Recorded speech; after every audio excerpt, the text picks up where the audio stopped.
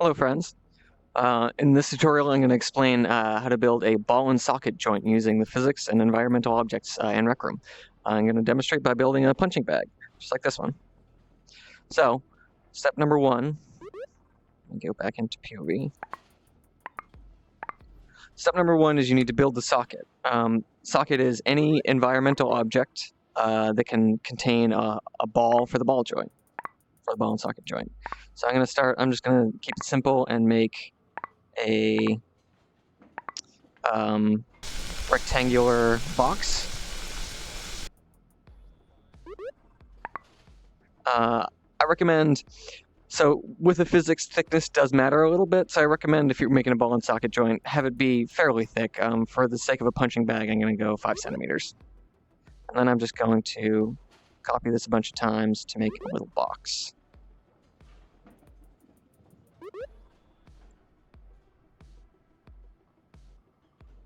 So this is my socket. Now, the only thing you need to make sure about this is that it's environmental.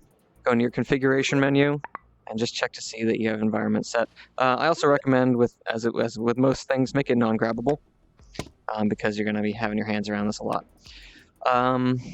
So the next thing is make the object that you want to be swinging around. And I'm going to make a punching bag just with a simple cylinder. So, and this has to be a separate object. Let's make this one teal. And I'm gonna set position. Let's do 1, 2, 3, 4. Okay. Pull it out a little bit. So, that's pretty straightforward. The object is since it's gonna be swinging, you're gonna want to make it physical. Go into your configuration menu, hit configure on the object, and hit physical. So now we've got an object, and we want to attach it to a ball and socket joint, which means that the ball needs to be attached to the object so that it moves so that the ball stays put while the object swings. And to do that, it has to be part of the same physical object. So I'm going to go back into edit mode on this physical object. I'm going to create a sphere. I'm going to make it. So the inside of this is about 10 by 10. So I'm going to start out with something that's 10 centimeters by 10 centimeters. Make it a different color. Now let's move it. I want it where you position the ball is going to determine how it swings. So if I put it out here, then you can picture if this is being held right here, then this is going to swing down, and the center of gravity is going to be down here, and it's going to be tilted. So I want it to be, because it's a punching bag, I want it to be hanging from something right above it. So I'm going to try and put that just about centered. I'm not going to worry about it being too perfect. And now, because this is 10 by 10, I'm going to scale this down just a tiny bit to make sure it fits within the joint. Oops. I don't want to manipulate. I want to scale. There we go. Done editing. Okay.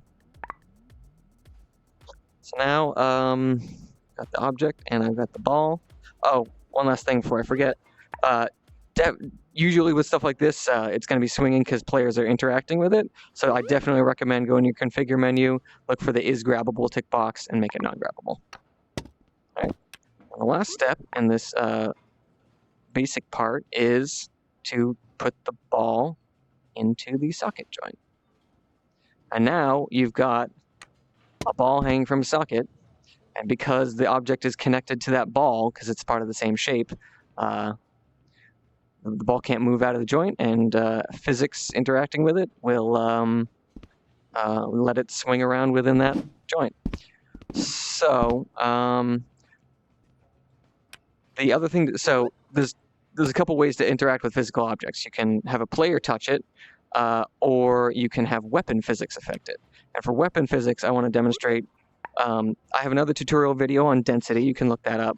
That goes into a little bit more detail, but when players touch something, the density doesn't really matter because players are just going to have to be allowed to move how they want to move, and there can't be any resistance. That's not true with bullets, or with paintball balls or laser tag laser bolts.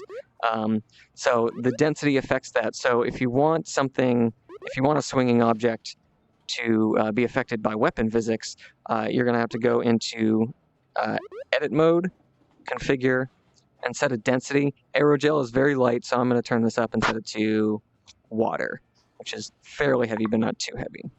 So now, if I grab my paint rifle, I shoot this. Okay, that's actually a little too heavy. Let's go back in. Make it back. Let's put it lithium. So now, yep, I can shoot this and it will swing. And that depends completely on the density that I set it at. All right. So, and last thing I want to touch on with the socket itself is this is a ball and socket joint, so it can move on 2 axes. Well, technically, I guess 3 axes because I can rotate it as well. Pitch yaw roll. You can also do a hinge using a cylinder. What I have here is just a sign hanging from a little sign hinge, I guess I'd call it. And on top, I've got instead of a ball, I've got a cylinder. And what that means is this acts as a similar kind of joint, but it's limited to only rotating around 1 axis. I shoot it with my paint rifle. It swings back and forth like a nice, window front, storefront street sign. Great. There's one problem with ball and socket joint physics, and that is that it's actually fairly easy to dislodge, either by grabbing, which is why I recommend making it non-grabbable, or if somebody just comes up and hits it a little too aggressively, then it's going to knock it right out of the joint. That's just because of the way the physics works in Rec Room. It interpolates the speed not very well, so it decides that it's just jumps outside of the socket joint. So you can ignore that problem and not worry about it, but if you want a fix for it, there are 2 ways to do it, and there's definitely a best way, subject to one bug, and that is to use a trigger zone and a clamp. So the way to do this is, the basic idea here is going to be that if this gets, with a clamp gizmo, if you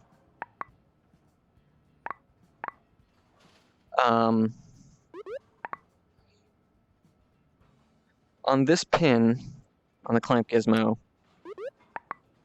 if something's connected to it and it's receiving a 1 signal, then it lets the then it's going to let that object move around. So right now it won't move around because it's clamped. I shoot it with the rifle, but I send a 1 to it, it will let it swing like it ought to. Actually, that's a bug I need to talk about in a minute. Okay, it can swing if I touch it. But the other thing is, if you set it back to 0, it's going to immediately recall. It's going to bring it back to its initial position. And we can use that to relodge a swinging object that's been dislodged. So what you do is create a trigger volume. I would create it right around the joint itself, just the easiest way to do it, I think. Make it a object trigger zone, and I would say for safety have it filter by the object. So I'm going to call this bag 2. I'm going to tag this with bag 2. Tags are in the configure menu under the object, and the filter by tag is in the configure menu for the trigger zone. So now this trigger zone is looking for this object, which it finds because part of it is inside the joint, and the green pin counts the number of filtered objects inside. So that's going to be sending, so long as this is lodged correctly. You can't really see it because of, actually, well, let's do an output chip. So this is going to count the number of things inside, and as long as this is in its proper place, this is going to be sending a signal of a 1. So we can use that to just wire it straight up to the clamp. So now, as long as this is here, the clamp is going to be, because it's receiving a signal of 1, it's going to be letting the object swing around. However, if I dislodge it, the number of objects that are in place is going to become 0, and because the clamp perceives as 0, it's going to clamp back down on the punching bag, and it just puts it back in place. So that's a pretty neat way to do that. Not too expensive on ink. That's about 1% ink for that little thing. So it triggers on the clamp. So there's a physics bug I mentioned where you notice player physics works just fine. I can actually tap this with my rifle and it'll swing around. But for some reason, there's a bug where when a physical object is attached to a clamp, weapon physics do not affect it at all. So, and you notice if I delete this, it goes right back to working just fine. Yeah. So, that's the only problem with that setup of getting your swinging object back in place. The only other way to do that is, the only other way to fix it is to, instead of using a clamp, the other way to move objects around the rec room is to use an object respawner. I don't want to get into this too much, but it's a similar kind of thing. This use a trigger zone to count the number of objects that are still there. Except this time you have object respawners respond. They relocate an object when they receive a 1 signal, not when they receive a 0 signal. So you're going to use a not chip. So trigger zone, not chip, respawner, and that way, when the number of objects becomes 0, this sends a 1, and just I had this tagged also, bag 2, and then respawn by tag, which is the red pin, bag 2. And now when I knock this out, it's actually just going to respawn. The problem with this, as you can see, is it's kind of a pain. You have to locate the origin of that object, which is kind of tough to do, and you have to orient it correctly using the change rotation on respawn. So you have to place the origin just right. You have to place this just right so that the ball actually ends up in the socket, and I didn't bother doing that for this video because of the pain. If you want to find the origin of objects, Velp on his YouTube channel has a pretty good video on locating the origin of objects. So that is how you can build swinging physical objects in Rec Room. Have lots of fun, and I'll see you all soon. Bye-bye.